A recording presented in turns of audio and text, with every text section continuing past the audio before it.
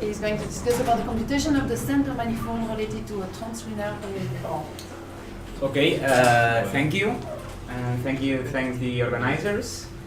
I would like to start apologizing for two things. The first one, if someone has read the abstract, it involved somehow solar sails, and you won't see solar sails here. This is because the code is dark and full of errors. And the second thing is that you won't see as many pictures as would be suitable for a last talk of a last session of a last day of a conference. So sorry for that. We are interested in the motion of the translunar point, so the L2 point of the Edmond system, and we will do stuff like, well, compute center manifolds and stuff. So that's the main goal. Well, the main goal is the central manifold, but the first thing is we have to look for a suitable model, and I will be more specific in a second on how this model has to be. And when we have this good model to describe the motion around L2, we would like to perform a reduction to the center manifold, and this is what we will explain. Okay, the model. We want a model to consider sun's gravity. This is the first thing we want of the model. And the second thing we want is that the model can be written as a perturbation of the restricted free body problem, Earth-Moon's restricted free body problem. And the third thing we want is that this model to be simple as possible. Well, the simplest model verifying these conditions is the bicircular problem, which is a model which is not coherent. I mean, in the sense that the motion of the primaries do not verify Newton's law, but it is still useful in some cases. But in this case, it's not useful. And this picture explains why. This is a continuation of L2 as a periodic orbit, right? If you have a periodic perturbation of the restricted free body problem, and L2 is replaced by a periodic orbit. So that's the continuation. This is X, and this is an additional parameter that we use to model the sun's mass. So here we have the restricted free body problem, and here we have the bicircular problem, and here we have L2. We try to continuate L2 up to homotopy level 1, and we find a turning point. So there is no L2, or a dynamical equivalent of L2, in the bicircular problem for the Earth-Moon case. So we have to pick another one, as simple as possible. One possibility is the model my friend Zubin was using yesterday, but we choose another one, which is called the Quasi-Bicircular Problem. Okay, the bicircular problem is a problem close to the quasi-bicircular problem is a problem close to bicircular. That means that for the motion of the primaries, we compute a solution of the free body problem corresponding to the masses of Earth, Moon, and Sun, which is close to bicircular. So this is in fact coherent with Newton's laws. And then we take units, and then we prescribe this motion for the primaries, obviously, and then we take units as Earth-Moon restricted free body problem, so we can write the model as a periodic perturbation of the Earth-Moon restricted free body problem. Notice there are some alphas here. This is the Hamiltonian, and there are some alphas which are periodic functions. And some of them are small, and some of them are close to 1. So this is to tell you that this is still a perturbation. So we're still in the perturbation setting. So this is our model. Okay, and as I said, L2 in this model is no longer an equilibrium point. Is a periodic orbit with the same period as the Sun. Okay, and you have the plot here. This is nice orbit, which is quite small. I mean, I don't know if you see the numbers, but this is of order 10 to the minus 6. Okay, so this is a small orbit. And what is not small is the eigenvector related to the unstable hyperbolic part. You may ask yourself why this guy is putting 40 digits and these values of the eigenvalues. That was to remind me to tell you that multiple precision is demanded. I mean, we have used multiple precision to compute this orbit. Why? Because now I'm going to start a process, a series of computations that will start with this periodic orbit and a change related that I will specify in a moment. So I want to have as many correct digits as possible. So if I use double precision, well, that's 16. But you cannot compute 16 correct digits with double precision. So I use extended precision, and I keep just the mantissa for the double. Is that correct? Yeah. So we have this periodic orbit, and now we want to perform the reduction to the center manifold. And this is more or less the recipe. The receptor, sorry. We are about to do a lot of symplectic changes of variables. So we work on the Hamiltonian. First of all, we translate the periodic orbit to the origin. So we call order 1 of the Hamiltonian. We will do a symplectic Floquet change to put order 2 in to constant coefficients. I will be more precise on that in a moment. So that's the second step. And the third step is to use the Lie transformation method, which is very known for people in the audience. And the goal is to end up with a Hamiltonian which do not depend on time. So the initial Hamiltonian depends on time and the reduced one does not. And is function of these two variables. So these two variables are multiplied. And these two variables are the ones related to the hyperbolic part. So basically what we are asking is to have a Hamiltonian which has this first integral. And then with that, it is clear that the dynamics reduced on the center manifold will be also symplectic. Okay, just some remarks. First of all is that we want to apply a methodology which is very known for autonomous systems, but we have an non-autonomous one. So since we are mathematicians, we want to reduce our problem to something which is known, right? So what we do? Okay, since the Hamiltonian depends periodically in time, we consider this angle, which is the time, as an angular variable, and then we put some conjugate action. This is something we make up, right? And this is sometimes we call it phantom action because it doesn't play any role for what is interesting for us. So when we'll be doing all of these changes, this phantom action will change, but I don't care. I don't even look about it. So.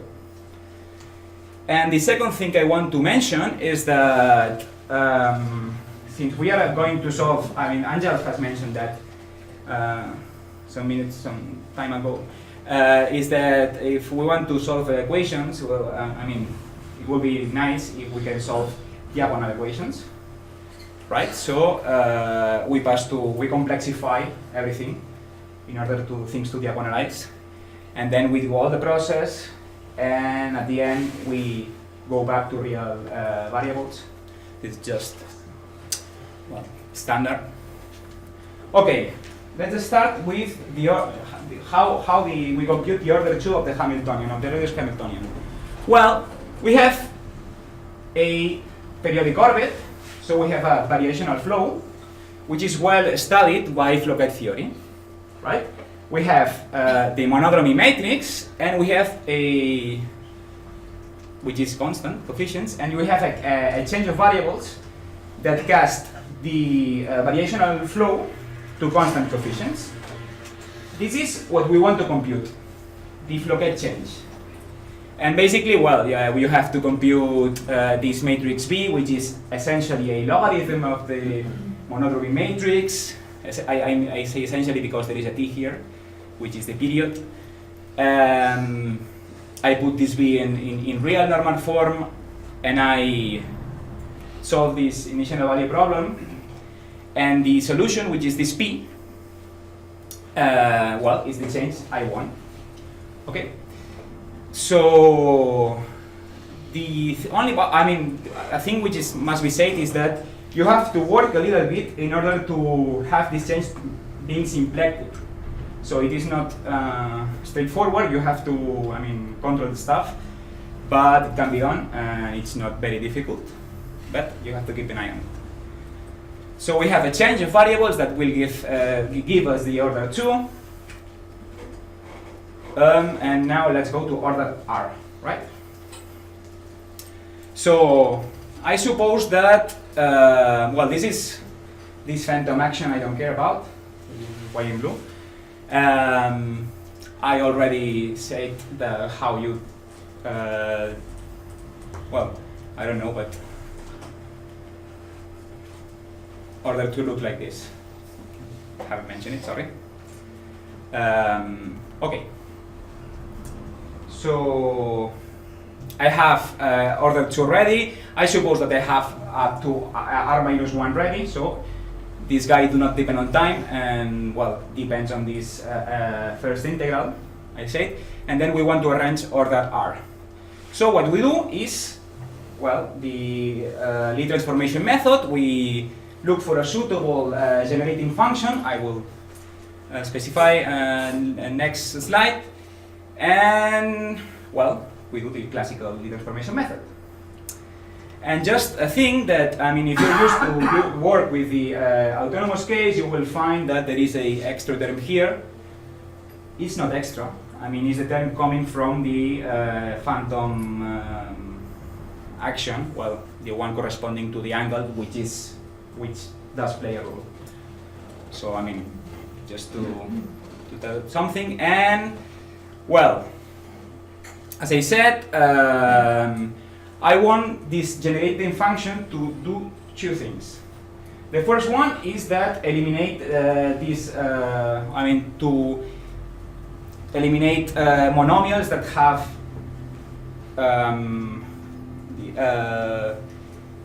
exponents of Q1, P1, which are the hyperbolic part, different, to be precise now. And the other one, the other thing I want is to kill time dependence. So I will end up with something which is autonomous. And this leads to small divisors.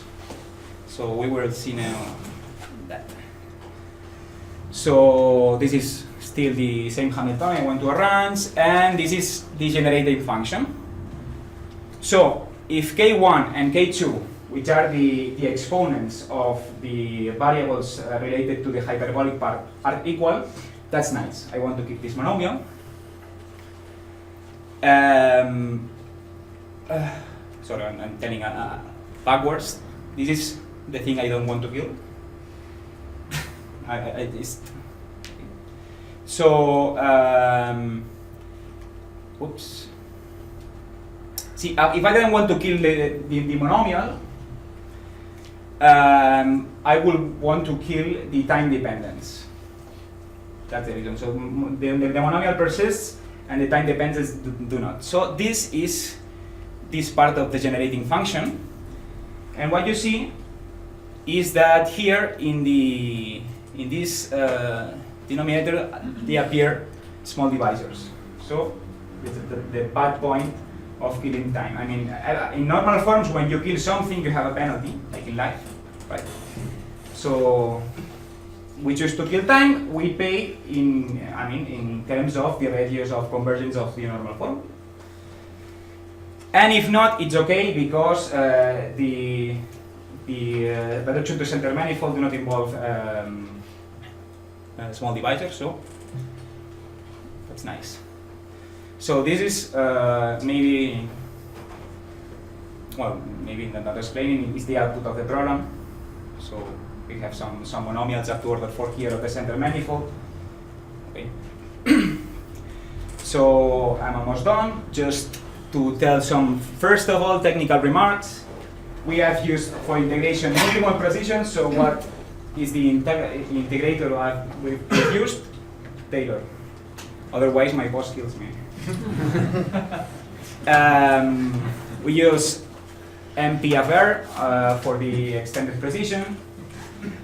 And the other thing is that all these monomials, which are time dependent and periodically time dependent, can be regarded as Fourier series, right?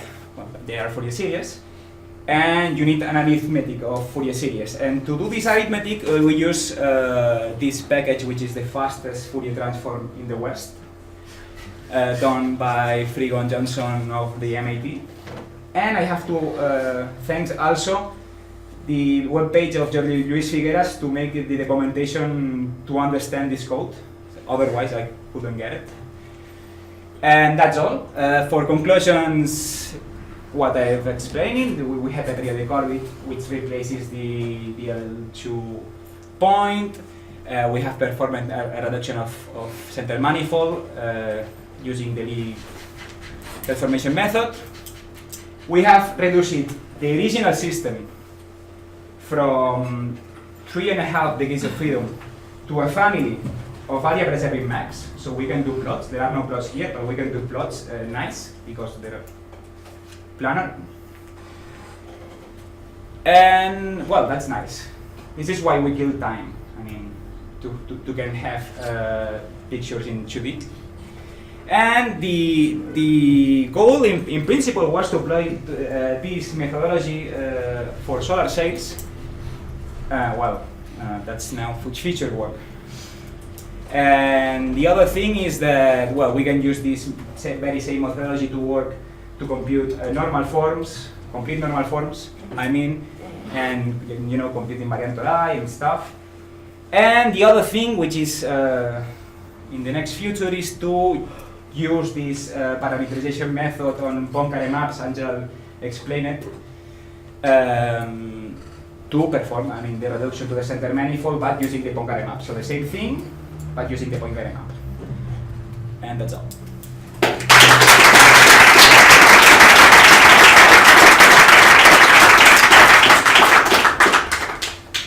Who wants to have the last question of the day?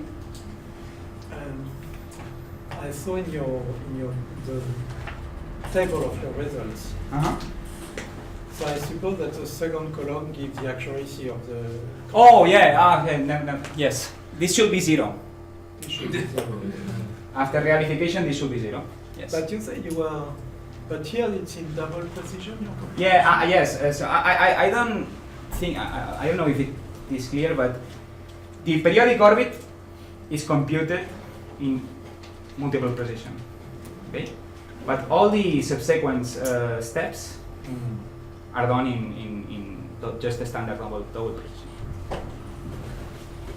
I just wanted to start the best way I can. I mean, but to do all these things in multiple precision will be, well, necessary.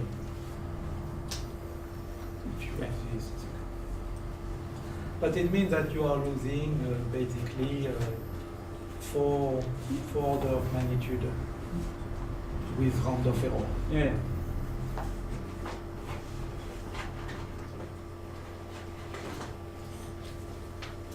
Another question? Shall I start speaking again?